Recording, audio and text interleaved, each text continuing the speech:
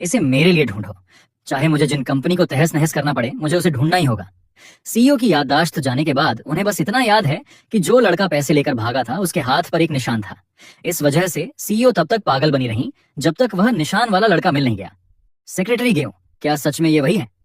क्या आपको नहीं लगता कि आप जरूरत से ज्यादा सोच रहे हैं? इसके अलावा और कौन हो सकता है? जब से विनिंग बिन को याद आया कि एक लड़का उनका पैसा लेकर भाग गया था, वो पागल हो गई है।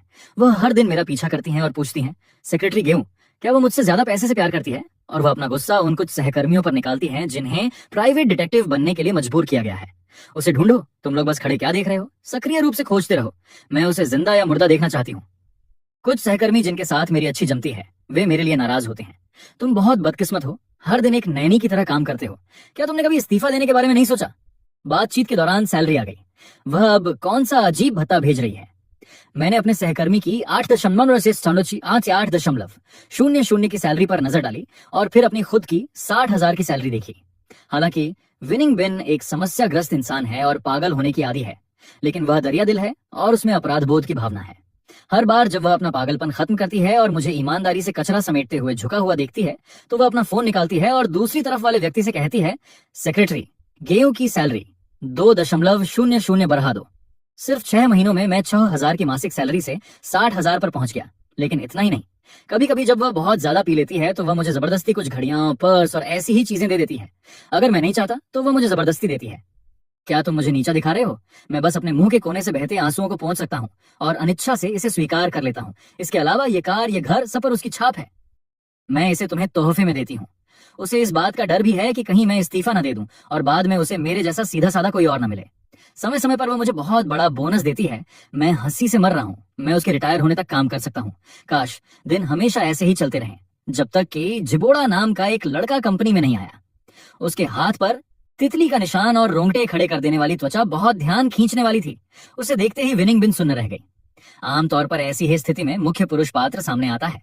चैट ग्रुप अचानक इस जादुई आवाज और जवान लड़के के लुक से भर गया। महिलाओं के लिए सच्चाई या झूठ अब मायने नहीं रखता, इसलिए विनिंग बिन भी ऐसा ही सोचती है। तो फिर वह इतनी गुस्से में क्यों है? जिबोड़ा लगभग रोते हुए बाहर भागा। निंगिन, जब तुम्हें मेरी जरूरत नहीं है तो मेरे रुकने की कोई जरूरत नहीं है। मैं जा रहा हूँ। बस इतना ही। सहकर्मी सेन विलियन ने एक दस्तावेज से अपने चेहरे का निचला हिस्सा ढका और मुझसे धीमी आवाज में कहा, बॉस भी उसका पीछा क्यों नहीं कर रही है? मैं भी उलझन में हूँ। तो उसने उसे ढूंढने में इतनी मेहनत उसे बाहर निकालने के लिए की थी। यह भी विनिंग बिन के व्यक्तित्व से मेल खाता है। जब मैं विनिंग बिन की आलोचना कर रहा था तभी उसने मुझे अपने ऑफिस में बुलाया। काले चमड़े के सोफे पर उसकी भौहें और आंखें गहरी थीं।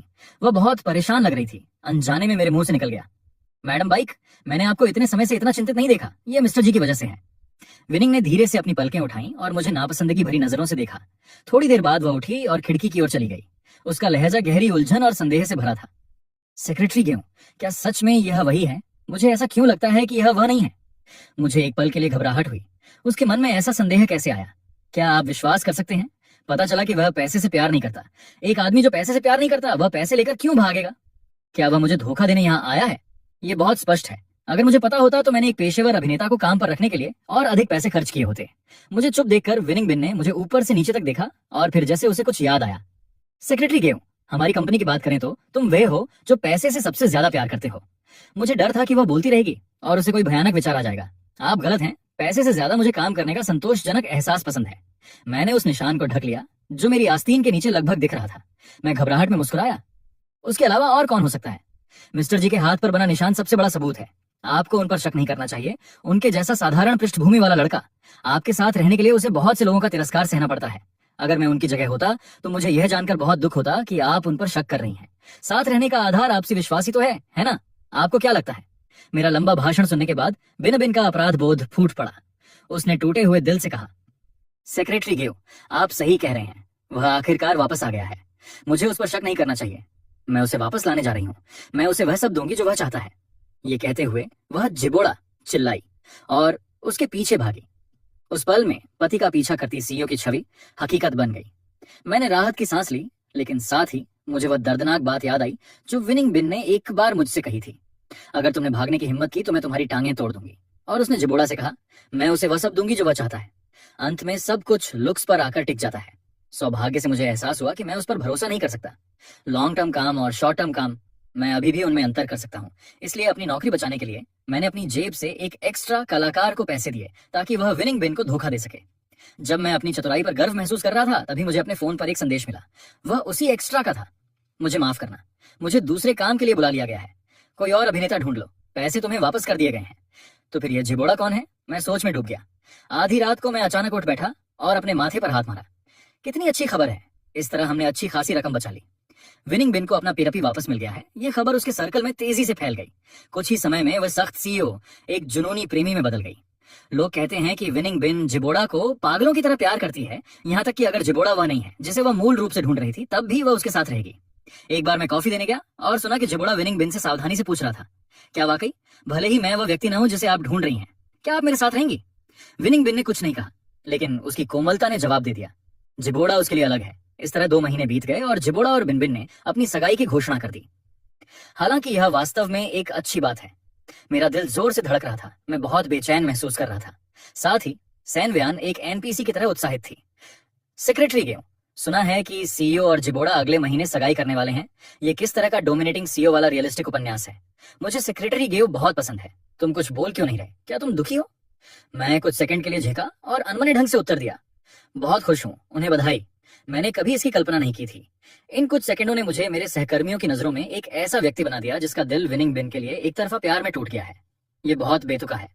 उस समय मैं स्पष्ट रूप से सोच रहा था कि इस सप्ताहांत मुझे किस समय अपनी ब्लाइंड डेट से मिलना है। सुना है कि वह लंबी टांगों वाली एक बड़ी सुंदरी है। मुझे नहीं पता कि यह सच है या नहीं। उनके मुंह से यह कैसे निकल गया कि जब से मिस्टर जी वापस आए हैं मैंने अक्सर सेक्रेटरी गेव को बाथरूम में काफी देर तक छिपते हुए सुना है। वह बहुत दर्द में होंगे। इतने सालों से सीईओ भी को चुपचाप प्यार करना, लेकिन सीईओ भी तो उनकी तरफ देखती तक नहीं। बेशक आपको कभी नहीं पता होता कि आप अपने सहकर्मियों की नजरों में क्या भूमिका निभा रहे हैं, लेकिन मुझे विनिंग बिन की चिंता नहीं है। कोई भी उसे ये बातें बताने की हिम्मत नहीं करता। सप्ताहांत में मैं खुशी खुशी एक सुंदरी से मिलने गया। जब मैं उससे मिला तो मुझे एहसास हुआ कि वह वास्तव में लंबी टांगों वाली सुंदरी थी। मुझे उम्मीद है कि भविष्य में मुझे व्यक्तिगत रूप से इसकी पुष्टि करने का अवसर मिलेगा। हम खुशी खुशी बात कर रहे थे कि तभी सैनवियान ने मुझे WCAT पर एक संदेश भेजा, सेक्रेटरी गो, जल्दी से कंपनी के ग्रुप मैसेज देखो। मैंने ग्रुप खोला और देखा, वाह, मैंने उनकी बुराई करने की क्षमता को कम आंका था। एक बेवकूफ सहकर्मी ने अपनी निजी गपशप के स्क्रीनशॉट कंपनी के ग्रुप में भेज दिए थे। स्क्रीनशॉट में लिखा था, क्या आपको नहीं लगता कि सेक्रेटरी गू ही वह व्यक्ति है जिसे बॉस भी ढूंढ रही हैं? केवल सेक्रेटरी गू का पैसे के प्रति उत्साह ही उन्हें पैसे लेकर भागने पर मजबूर कर सकता है। इसके अलावा सेक्रेटरी गू ने पहले कुछ समय के लिए इस्तीफा दिया था और बॉस भी की याददाश्त जाने के बाद वह वापस आ गए। यह सोचने वाली बात है। सच कहूं तो मैंने अपनी पहचान उजागर होने के कई तरीकों की कल्पना की थी, लेकिन कभी इस तरह से नहीं। मैंने तुरंत एक मैसेज भेजकर सहकर्मी से स्क्रीनशॉट हटाने को कहा। विनिंग बिन आमतौर पर काम के बाद ग्रुप मैसेज नहीं देखती। इमेज हटाने के बाद उस सहकर्मी ने मुझे माफी मांगते हुए ढेर सारे मैसेज भेजे। तभी अचानक मेरे फोन की स्क्रीन पर विनिंग बिन का नाम चमक उठा। उस पल मेरा दिल जोर से धड़कने लगा और मेरी पीठ में एक सिहरन दौड़ गई। मेरे दिमाग में विनिंग बिन की वह बीमार कर देने वाली मुस्कान कौंध गई। मुझे अपने भागने से एक दिन पहले की बात याद आई। जब विनिंग बिन ने मुझे गले लगाया और शिद्दत से चूमा तो उन्हें लगा था कि मेरे साथ कुछ गड़बड़ है। उन्होंने मुझे चेतावनी दी थी। मैंने अपनी पूरी जिंदगी में कभी किसी को गंभीरता से नहीं लिया। अगर किसी दिन तुमने मुझे छोड़ने की कोशिश की तो यह सुनिश्चित कर लेना कि मैं तुम्हें ढूंढ ना पाऊं। क्यों? क्योंकि अगर मैंने तुम्हें ढूंढ लिया तो मैं तुम्हारी टांगें तोड़ दूंगी ताकि तुम भाग न सको। उन्होंने मेरे कंधे पर काट लिया था। मुझे अब बहुत पछतावा होता है कि जब मैं किराया नहीं दे पा रहा था तब मुझे विनिंग बिन को रिंझाने का विचार आया था। मैंने सोचा था कि उनके जैसी अमीर वारिस मेरे साथ बस खेल रही हैं, इसलिए मैंने केवल और केवल पैसे पर ध्यान केंद्रित किया। कभी कभी मुझे डर लगता था कि कहीं वह यह न सोच लें कि मैं पैसे के लिए बहुत ज्यादा प्रेरित हूं, तो मैं मौके के हिसाब से प्यार की कुछ मीठी बातें कह देता था। किसे पता था कि वह इसे गंभीरता से ले लेंगी। यहाँ तक कि वह मुझे अपने माता पिता से मिलवाने के लिए घर ले जाना चाहती थी। मैं क्या कर सकता था? मुझे भागना ही पड़ा। बचपन से ही मुझे पता था कि रोमांटिक उपन्यास झूठ होते हैं। उस रात विनिंग बिन ने मुझे इतनी धमकी दी थी। वह कितनी मूर्ख थी कि उन्होंने मुझे अपने शरीर से रोकने की कोशिश की। क्या तुम नहीं कह रही थी कि मैं बहुत चिपकू हूं? मैं और भी ज्यादा चिपकू हो सकता हूं। हम हमेशा साथ रह सकते हैं। अगले दिन फिर भी मैंने दृढ़ता के साथ उस बूढ़ी चुड़ैल को भागने में मदद की। ऐसा नहीं है कि मुझे झिझक नहीं हुई। विनिंग बिन वास्तव में बहुत अच्छी है। एक आदमी को अपनी जिंदगी में ऐसी कितनी छोटी शैतान मिल सकती है, लेकिन मैं अपनी जिंदगी की बाजी लगाने की हिम्मत नहीं कर सकता, भले ही वह मुझे हमेशा प्यार करें। यूयू बेई की चीख ने मुझे हकीकत में वापस ला दिया। भाई, तुम्हें क्या हुआ? अचानक तुम्हारा चेहरा इतना पीला क्यों पड़ गया? नहीं, कुछ नहीं। मैंने घबराहट में वाइन का एक घूंट भरा। क्या तुम्हारा दिमाग खराब हो गया है? तो हम हर 15 दिन में मिलेंगे। अगर वाकई काम नहीं बना तो हम ऑनलाइन रिलेशनशिप भी रख सकते हैं। हे भगवान, इस खूबसूरती को कौन ठुकरा सकता है? मैं तो बिल्कुल नहीं। इसलिए मैंने अपने फोन की स्क्रीन पर विनिंग बिन की आती हुई कॉल को देखा और बिना किसी हिचकिचाहट के उसे बंद करने का फैसला किया। अगले ही पल एक उदास और ठंडी आवाज भी गूंजी, जेव चेन अब खत्म है। यह विनिंग बिन थी। वह यहाँ कैसे आ गई? मैं बहुत घबराया हुआ हूँ, लेकिन दिखा नहीं सकता। मैंने पहले हमला करने का फैसला किया। क्या इत्तेफाक है प्रेसिडेंट बी, आप भी यहाँ खाना खाने आई हैं? आपको कैसे पता चला कि मेरी गर्लफ्रेंड है? हम साल के अंत में शादी करने की सोच रहे हैं। सुना है आप भी शादी करने वाली हैं। बधाई हो। विनिंग बिन ने अपनी भौहें सिकोड़ी। उन्होंने देखा और मैंने भी अपने पास बैठी हैरान यूयू को देखा। थोड़ी देर बाद उन्होंने ठंडे चेहरे के साथ अपना मुंह खोला। यही कारण है कि तुमने मुझे दस्तावेज नहीं भेजे। मैंने ये नहीं कहा था कि मुझे उनकी तत्काल जरूरत है। सेक्रेटरी के पास डेट पर जाने का समय है, लेकिन काम के लिए समय नहीं है। क्या तुम ये नहीं कह रहे थे कि तुम्हें काम करना बहुत पसंद है?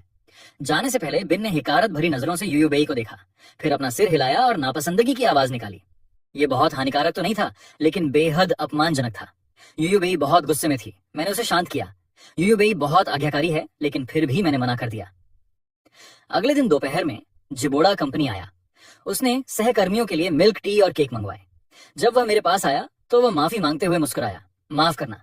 कितनी घटिया चाल है सेक्रेटरी जेव। मैं बेपरवाही से मुस्कुराया। कोई बात नहीं, मैं डाइटिंग पर हूँ, आप लोग पीजिए। एक बार होना इत्तेफाक है, 2 बार होना जानबूझकर किया गया काम है। मेरे सहकर्मी जानते हैं कि जिबोड़ा मुझे पसंद नहीं करता। भविष्य के श्रीमान प्रेसिडेंट को नाराज न करने के लिए वे उस ग्रुप में मुझसे दूरी बनाने लगे जो 1 सेकंड पहले हंसी मजाक से भरा था। मेरी टिप्पणी के कारण अगले ही पल वहां सन्नाटा छा गया, लेकिन मुझे परवाह नहीं है। कोई यहाँ दोस्त बनाने नहीं आता। जब तक मुझे अच्छी सैलरी मिल रही है, मुझे गधे की तरह काम करने में कोई फर्क नहीं पड़ता। कुछ दिनों बाद मुझे विनिंग बिन के ऑफिस में बुलाया गया। मुझे एक बुरा एहसास हुआ। ऊपर देखने पर पता चला कि जिबोड़ा भी वहीं था। मेरा अंदेशा और गहरा हो गया। मुझे देखते ही जिबोड़ा उत्साह से आगे आया और मेरे कंधे पर थपकी दी, जैसे कि वह वही व्यक्ति ना हो जिसने पिछले कुछ दिनों से मेरा बहिष्कार करवाया था। मैंने सुना है कि कुछ अफवाहों के कारण आप हाल ही में कंपनी में खुश महसूस नहीं कर रहे हैं। अगर आपको बुरा ना लगे तो मैं आपका पद संभालने के लिए तैयार हूँ। आप यह भी जानते हैं कि विनिंग और मैं बहुत समय से अलग रहे हैं। विनिंग बहुत शर्मीली इंसान है, इसलिए हमें रिश्ते को थोड़ा और गहरा करने की जरूरत है। आप समझेंगे, है ना? मुझे निकालने के लिए इस बहाने का इस्तेमाल करना बहुत ज्यादा बनावटी नहीं है। आप लोग रिश्ता गहरा करें और मुझे बलि का बकरा बनाएं। मैं विनिंग बिन के करीब गया। कार्यकुशल बॉस बी बनने के बजाय चलिए अनुबंध का पालन करते हैं। कंपनी को जो भुगतान करना चाहिए वह उसे करना होगा। मैं तुरंत जा रहा हूँ। अगर काम नहीं बना तो हम कोर्ट में मिलेंगे। ये कंपनी, ये घटिया सहकर्मी, मैं एक दिन और बर्दाश्त नहीं कर सकता। जिबोड़ा डर गया। वह मासूमियत से आया और मुझे एक तरफ ले गया। सेक्रेटरी को देखिए, आप कितने घबराए हुए हैं। मैं बस इतना देख रहा हूँ कि आप बहुत मेहनत करते हैं। मैं तो बस आपसे मजाक कर रहा था। आप मेरे काम के साथ मजाक कर रहे हैं? देखो तो मुझे हंसी आती है या नहीं। विनिंग, सेक्रेटरी को वास्तव में ये काम बहुत पसंद है। बॉस होने के नाते क्या आपको उनकी सैलरी हमेशा के लिए नहीं बढ़ा देनी चाहिए? और अगर सेक्रेटरी को भविष्य में लगे कि सैलरी बहुत कम है तो क्या होगा अगर वो नौकरी बदल लें? इस बात का मतलब तो एक अंधा भी समझ सकता है।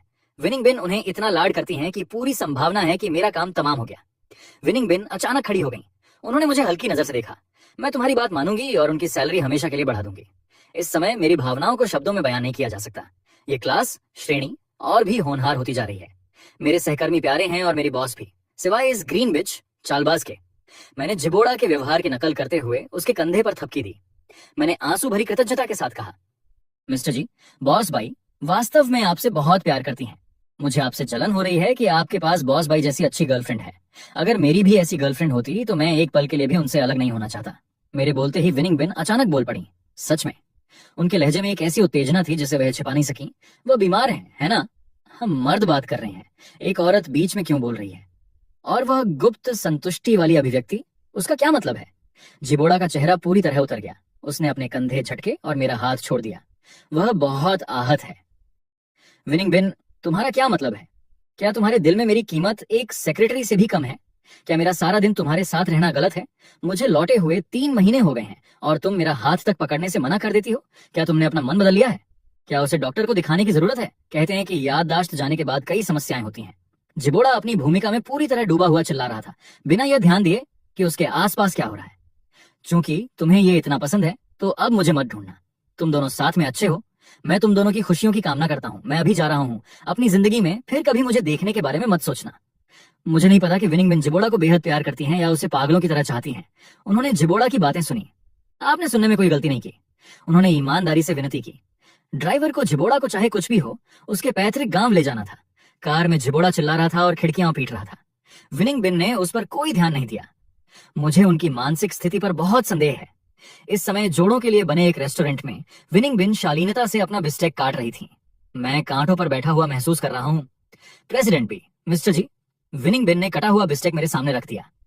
मेरी माँ ने उसे इस दौरान मुझे धोखा देने के लिए काम पर रखा था, ताकि वह मेरी माँ से निपट सके। मैंने उसे बेनकाब नहीं किया है। पता चला कि उन्हें पहले ही सब कुछ पता चल गया था। तो क्या हम अभी भी तलाश जारी रखने वाले हैं? माहौल की रोशनी में विनिंग बिन की भौहें धनुषाकार थीं। वह बहुत दयालु लग रही थी। सेक्रेटरी को, तुम उस व्यक्ति से बहुत मिलते जुलते हो जिसे मैं ढूंढ रही हूँ। मैंने साफ इनकार कर दिया। मैं मानता हूँ कि मुझे पैसे से प्यार है, लेकिन मैं वह नहीं हूँ। विनिंग बिन बिना किसी जल्दबाजी या उतावलेपन के बोली, मुझे पता है। मैं तुमसे पूछना चाहती थी कि क्या तुम उसके डबल हमशक्ल बनने के लिए तैयार हो? क्या खुद का ही हमशक्ल बनना?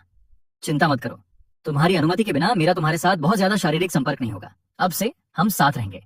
तुम्हारी क्या जरूरतें हैं? बिना किसी हिचकिचाहट के बताओ। मैं तुम्हें संतुष्ट करने की पूरी कोशिश करूंगी। ये किस तरह का विकल्प सब्स्टिट्यूट है? इसके फायदे तो असली वाले से भी बेहतर हैं। नहीं शुक्रिया, मैं अभी काम करना ही पसंद करता हूँ। तुम मेरे सेक्रेटरी बने रह सकते हो। तुम्हारी सैलरी के अलावा मैं तुम्हें एक अतिरिक्त राशि दूंगी।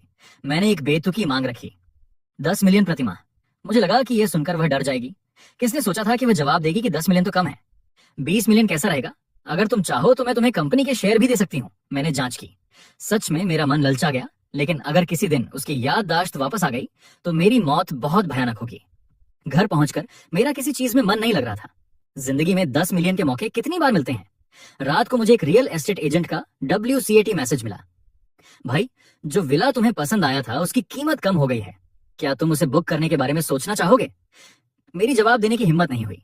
उस समय मैं काम के लिए खुद को प्रेरित करने के लिए उसे देखने गया था। अब मुझे सपने और हकीकत के बीच का अंतर समझ आ गया है। एजेंट ने हार नहीं मानी, वह मैसेज भेजता रहा। अब और मत सोचो भाई, तुमने पूरी जिंदगी मेहनत की है और तुम इतने अच्छे घर के हकदार हो। जब तुम्हारे आखिरी दिन आएंगे तो तुम इस घर से पूरे स्टाइल और शान के साथ विदा होगे। एक आदमी को स्वेच्छा से 10 मिलियन से ज्यादा खर्च करवाने के लिए बस कुछ ही शब्द काफी थे। यह सेल्समैन लोगों के दिलों से खेलना जानता है। मैंने अपने बैंक कार्ड का बैलेंस चेक किया, एक पल के लिए झिझका और फिर विनिंग बिन का नंबर मिलाया। बाय, मैं तैयार हूँ। अपना सामान पैक करो, मैं अभी तुम्हें लेने आ रही हूँ। मुझे बस 2 महीने झेलना है और फिर मैं अपने सपनों के घर में रह सकूंगा।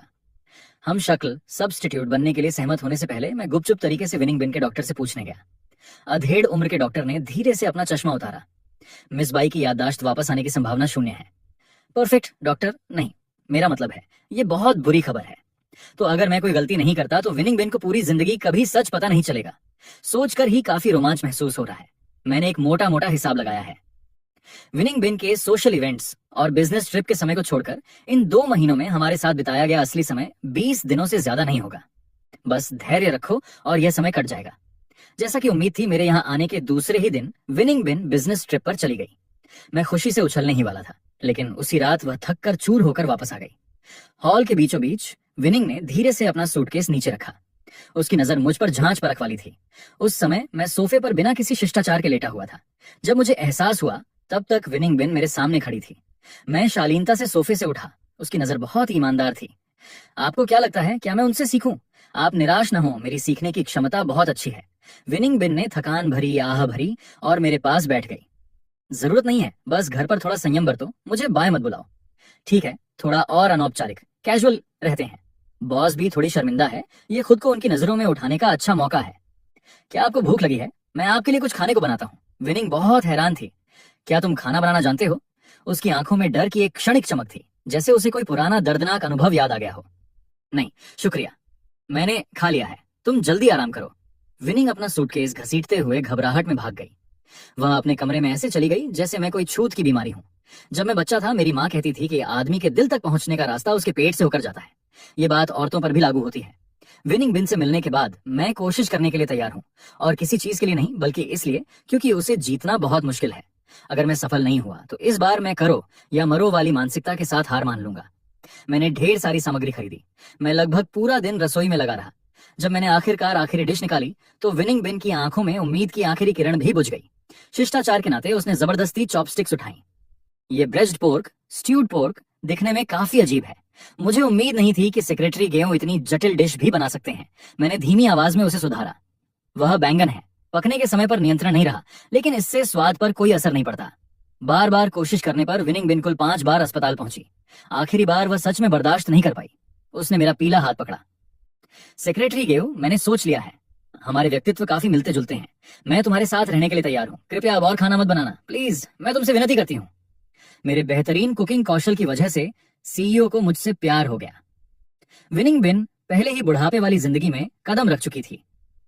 हर दिन वही 2.1 की बोरियत भरी दिनचर्या। हम किसी भी सामान्य जोड़े की तरह थे। वह मेरे प्रति गंभीर होती जा रही थी और मुझे उतना ही डर लग रहा था। मुझे प्यार में पड़ने से डर लगता था, इस बात से डर लगता था कि मेरी खुशियां और गम उसके नियंत्रण में आ जाएंगे और अंत में कुछ नहीं बचेगा। इसलिए मैंने खुद को उसके पैसे से प्यार करने के लिए मजबूर किया। इस तरह ऐसा लगा कि मेरे पास उसके साथ रहने का एक कारण है। शायद मेरा ब्रेन वॉश बहुत सफलतापूर्वक हो गया था। अंत में मैं बिना पीछे मुड़े उसके दिए हुए पैसे लेकर चला गया।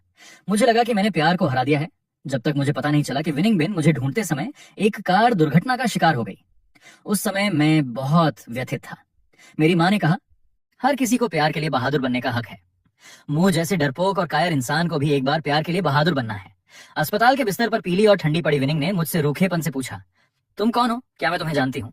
पता चला कि जिस पल मैंने उसे छोड़ने का फैसला किया, जिंदगी मुझे पछताने का मौका नहीं देगी। हमारे बीच सब खत्म हो गया। चलो, यह भी ठीक है।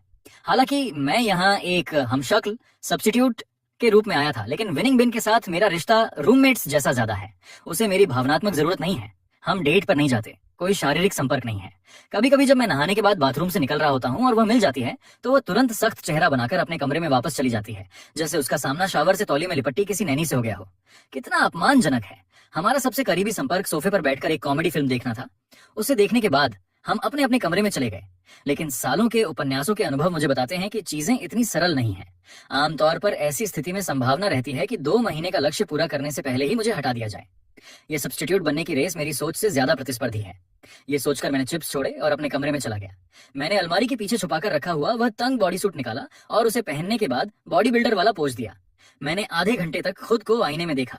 चेहरा अभी लटका नहीं है, मेरा शरीर अब भी मजबूत और गठीला है। एकमात्र अंतर सालों के काम का अनुभव है, जिसने मेरी चंचलता को परिपक्वता में बदल दिया है। अचानक दरवाजा बजा। मुझे लगा नैनी होगी, लेकिन वह विनिंग बिन थी। परफेक्ट भाई, तुमने मुझे प्यार में नहीं डाला। किसे पता था विनिंग बिन के चेहरे के भाव किसी भिक्षु की तरह तपस्वी और यहाँ तक कि थोड़े नापसंद करने वाले थे।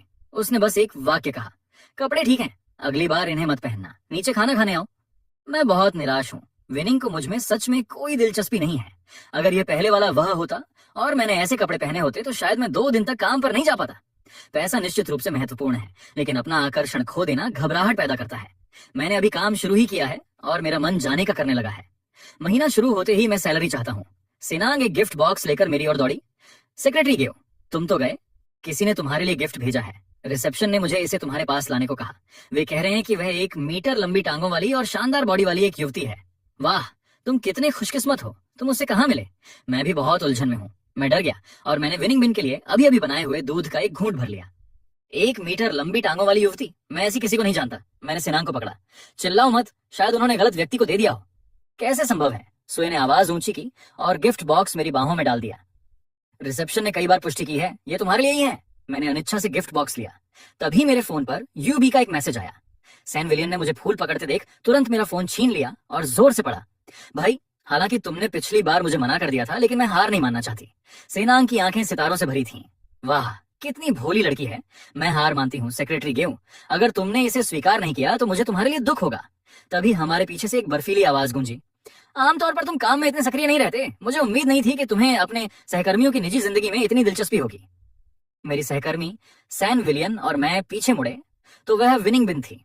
उसके चेहरे के भाव अच्छे नहीं लग रहे थे। उसकी आंखों में जानलेवा इरादा दिख रहा था। सैन वियान इतनी डर गई कि उसका चेहरा पीला पड़ गया। उसने बहाना बनाया और भाग गई। विनिंग बिन की नजर काली और अनिश्चित थी। उसकी आवाज ठंडी और चुभने वाली थी। सेक्रेटरी गेऊ, एक पल के लिए अंदर आइए। मेरा काम तमाम है। मेरी एम्प्लॉयर को पता चल गया कि मैं उसे धोखा देना चाहता था। ऑफिस में मैं घबराहट में अपने हाथ मल रहा था। माहौल बहुत अजीब था। काफी देर बाद विनिंग धीमी आवाज में बोली, सेक्रेटरी गेऊ, क्या तुम्हें लंबी टांगे पसंद हैं? मैंने ईमानदारी से जवाब दिया। किस मर्द को पसंद नहीं होती? तो तुम्हें वह पसंद है? मैंने तुरंत इनकार किया। बिल्कुल नहीं, मुझे परिपक्व और स्थिर लोग पसंद हैं। अधिमानतः एक सीईओ जो हर दिन ऑफिस के कपड़े ऐसे पहनती हो जैसे वह रैंप पर चल रही हो। केवल उस तरह की महिला ही मुझे आकर्षित करती है। विनिंग बिन की आंखों की ठंडक धीरे धीरे पिघल गई। अगले ही पल पैसे ट्रांसफर होने का साउंड इफेक्ट बजा। उसका यह नुस्खा अभी भी काम करता है। सेक्रेटरी गेऊ, मुझे उम्मीद है कि मेरे अलावा तुम्हारा दूसरी महिलाओं के साथ ज्यादा संपर्क नहीं होगा। समझ गए? समझ गया। विनिंग संतुष्ट दिखी। फिर उसने दराज से एलर्जी की दवा का एक डिब्बा निकाला और मुझे थमा दिया। उसका लहजा फिर से पहले जैसा गंभीर हो गया। ठीक है, जाओ। मैं दंग रह गया। कुछ तो गड़बड़ थी। मैं ऑफिस से बाहर निकला और तब मुझे याद आया। तथ्य यह है कि मुझे दूध से एलर्जी है। याददाश्त जाने से पहले वाली विनिंग ही यह जानती थी। मेरा दिल धड़क उठा। पिछली सारी बातों को याद करते हुए मुझे अचानक एहसास हुआ कि विनिंग बिन ने मुझे धोखा दिया है। उसे बिल्कुल भी याददाश्त की बीमारी नहीं है। तो याददाश्त जाने का नाटक करने का उसका उद्देश्य क्या है? मुझसे बदला लेना? भला बेहिसाब पैसा ट्रांसफर करके कौन बदला लेता है? बिना वजह अंदाजा लगाने से बेहतर है कि सीधे उससे पूछा जाए। मैं वापस मुड़ने ही वाला था कि सैन विलियन ने मुझे रोक लिया। सेक्रेटरी क्यों? बॉस भी आपके साथ कुछ अजीब व्यवहार कर रही हैं। किस मामले में अजीब? सैन वियान ने अपना सिर खुजलाया। यह बिल्कुल वैसा ही है जैसा उपन्यासों में फीमेल सीईओ और टॉप के बीच होता है। मैंने सैन वियान का मुंह दबा दिया। अब और मत कहो, मुझे इसके आगे की बात पसंद नहीं है। चीजें जरूरत से ज्यादा हकीकत के करीब होती जा रही हैं। क्या बिनाबिन अब भी मुझे पसंद करती है? लेकिन उसके हालिया व्यवहार को देखकर ऐसा नहीं लगता कि उसे मुझ में कोई दिलचस्पी है।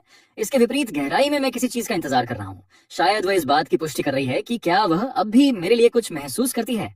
अगर ऐसा नहीं है तो मुझे लगता है कि वह मुझसे बदला लेगी। पहले मैं यूयू बेई का मामला सुलझाऊंगा और फिर बिन बिन का सामना करूंगा। यूयू बेई? ये लड़की काफी जिद्दी है। आमतौर पर जब मैं किसी को मना करता हूँ तो इंटरनेट से कुछ बहाने ढूंढना काफी होता है, लेकिन उसके साथ मुझे बाथरूम जाकर बाइडू पर सर्च करना पड़ता है। ऐसा लगता है जैसे मैं कोई जासूस हूँ। 1 घंटा बीत गया। बात करते करते मेरा गला सूख गया और तभी वह बहुत दुख के साथ मुझे गले लगाने के लिए हाथ बढ़ाती है। मैंने लाचारी में आह भरी। तय है, मुझे बचा लो।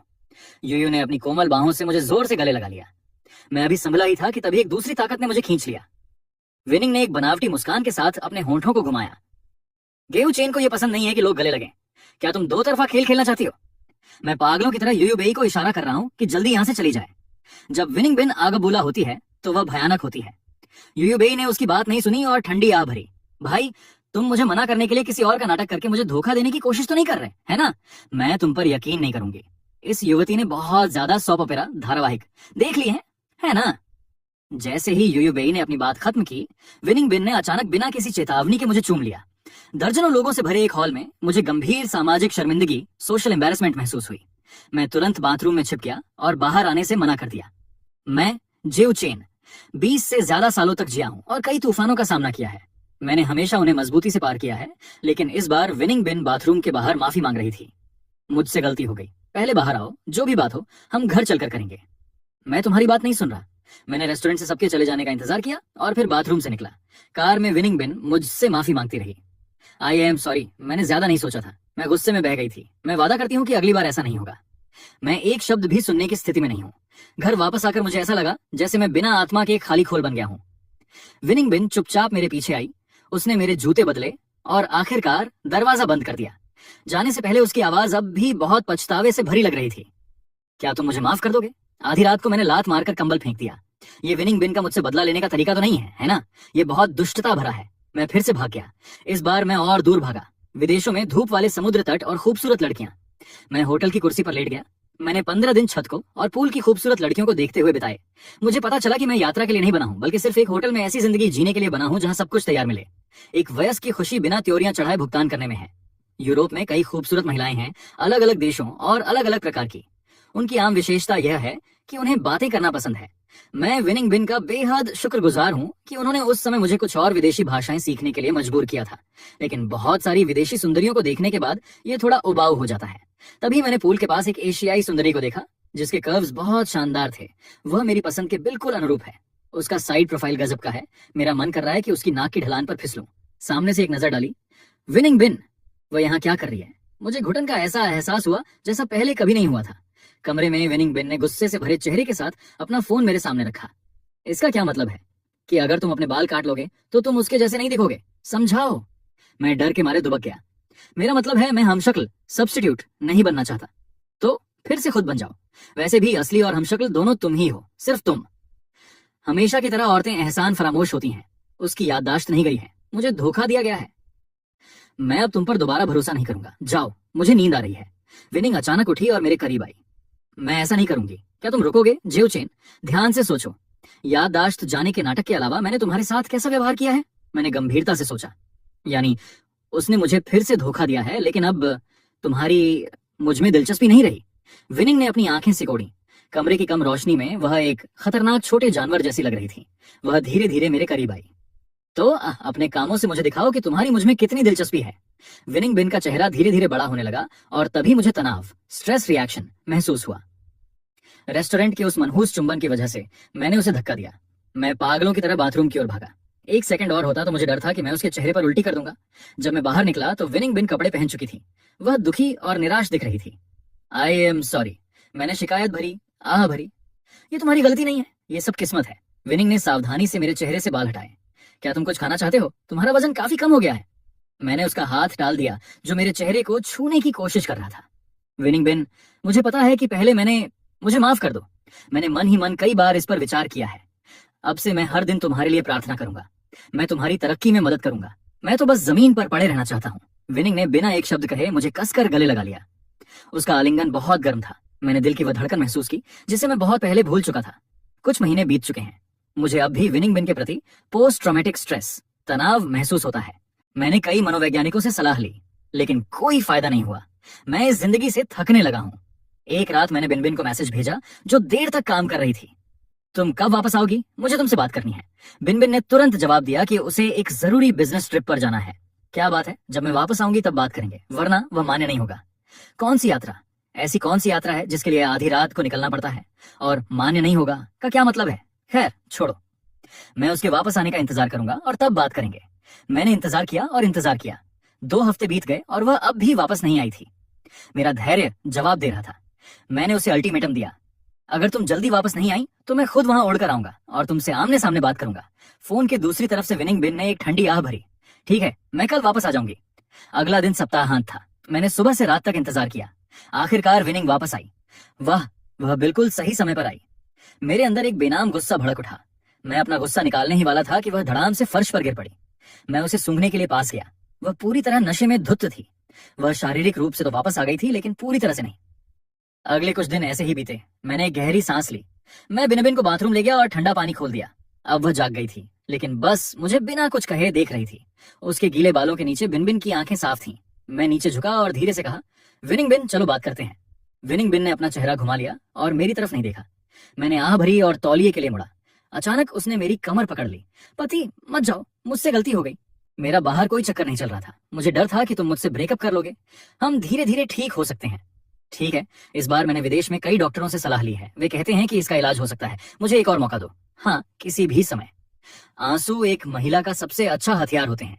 मैंने उसके हाथ हटाए, उसका चेहरा अपने हाथों में लिया और उसके होठों को चूम लिया। कितनी पागल है। प्रतिक्रिया देने के बाद मेरे चुंबन से विनिंग बिन दंग रह गई। उसका चुंबन एक तूफान की तरह था जिसने मुझे चौंका दिया। उसने मुझे कसकर पकड़ लिया। नशे में होने के कारण मुझ में शारीरिक शक्ति की कमी थी। मैं उसे गोद में उठाकर बेडरूम में ले गया। उसकी गर्म हथेली मेरी त्वचा पर फिसली। मेरा दिल जोर से धड़क उठा। थोड़े समय के अलगाव के बाद उसने मुझे कसकर गले लगा लिया। एक और भी गहरा जुड़ाव, ऑफिस रोमांस। खास तौर पर सीईओ के साथ ऑफिस रोमांस उतना आसान नहीं है जितना मैंने कल्पना की थी। विनिंग काम में सावधान रहती है, लेकिन जब प्यार की बात आती है तो वह एक बड़ी छलनी की तरह है। ज्यादा समय नहीं लगा और सैन व्यान को कुछ अजीब महसूस हुआ। लंच ब्रेक के दौरान उसने मुझे चाय के कमरे में घेर लिया। नई नजरों की एक जोड़ी मुझे घूर रही थी। सेक्रेटरी गेव, मेरे मन में एक भयानक विचार है। मुझे लगता है कि सीईओ भी तुम्हें फुसला रही है। मैंने शांति से पानी का एक घूंट भरा। तुम्हें ऐसा क्यों लगता है? सिर्फ मैं ही ऐसा नहीं सोचती, वे भी ऐसा ही सोचते हैं। बस उन्हें लगता है कि तुम सीईओ भी को फुसला रहे हो। सेन व्यान की आवाज धीमी हो गई। नाराज मत होना, वे जो भी कहें मैं तुम पर यकीन करती हूँ। मैं समझता हूँ। पिछली बार जब यूयू बेई ने गिफ्ट भेजे थे तो सैन व्यान जोर जोर से चिल्लाई थी। वह बस उनका मुंह बंद करने के लिए था। बाद में किसी ने विनिंग बिन के साथ मेरा एक वीडियो रिकॉर्ड कर लिया। मेरे हाथ पर तितली का निशान देखकर वे पागल हो गए। सैन व्यान के WCAT संदेशों ने मेरा फोन लगभग उड़ा दिया। सेक्रेटरी गेव, तो तुम ही वह पपी कचोरिटो हो जिसे बॉस भी इतनी शिद्दत से ढूंढ रही थी। अगर तुम कंपनी में आओगे तो हम पूरे ऑफिस में किस करेंगे। हम दोनों ही बॉस की सबसे ज्यादा बुराई करते थे। अब आप दोनों कपल हैं। मैं क्या करूं? मैंने उसे शांत करने के लिए जल्दी से कुछ पैसे, रेड एनवेलप्स भेजे। अगली बार मैं तुम्हें खाना खिलाऊंगा। मुझे दूसरों की राय की परवाह करने का मन नहीं है। वे मुझे प्रभावित नहीं कर सकते। मैं बस इतना जानता हूं कि हम बहुत बहुत लंबे समय तक साथ रहेंगे। विनिंग का एक्स्ट्रा पार्ट, मुझे याददाश्त की बीमारी नहीं है। जब मैंने उसे अस्पताल के कमरे में देखा तो उस पल मैं बहुत खुश थी। मेरा उसे गले लगाने का बहुत मन था, लेकिन मुझे डर था कि वह मुझे फिर से छोड़ देगा। मुझे उसके वापस आने का मकसद समझ नहीं आता। मैं बस चाहती हूँ कि वह रुक जाए। मैं उसकी सैलरी बढ़ाती रहती हूँ, उसे बोनस देती हूँ। ये तरीका वाकई काम करता है। वह निश्चित रूप से मुझसे ज्यादा पैसे से प्यार करता है। सौभाग्य से मेरे पास बहुत पैसा है। बाद में मुझे पता चला कि मैं उसे न केवल कंपनी में देखना चाहती हूँ बल्कि घर पर भी देखना चाहती हूँ। इसलिए मैंने उसे अपना हमशक्ल डबल बनने के लिए धोखा दिया। पैसे के लिए वह मान गया। आखिरकार मैं उसे हर दिन देख सकती हूँ। अब वह मेरी पत्नी, जीवन साथी है। सच में मैं उससे बहुत प्यार करती हूँ। पक्का हम पिछले जन्म में भी साथ थे, इसलिए अगले जन्म में भी हम साथ रहेंगे।